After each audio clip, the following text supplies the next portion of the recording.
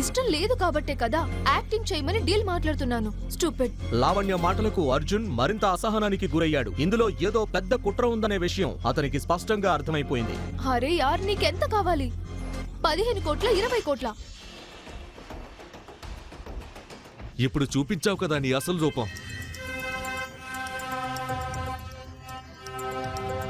నీ డబ్బు బలంతో నన్ను కొనగలను అనుకుంటున్నావా? అయితే నువ్వు భ్రమలో ఉన్నావు. వెళ్ళి ఇంకెవరినైనా వెతుక్కో. ఓ గాడ్. సరే, నీకు డబ్బు ఇచ్చే డీల్ వద్దు. మరి నీకేం కావాలో చెప్పు. చూడండి మేడం, ఒకవేళ నువ్వు నన్ను ఇష్టపడి నాతో ప్రేమగా ఉంటే. ఈ ప్రశ్నలకు సమాధానాలు తెలుసుకోవాలంటే నెక్స్ట్ ఎపిసోడ్ వినాల్సిందే.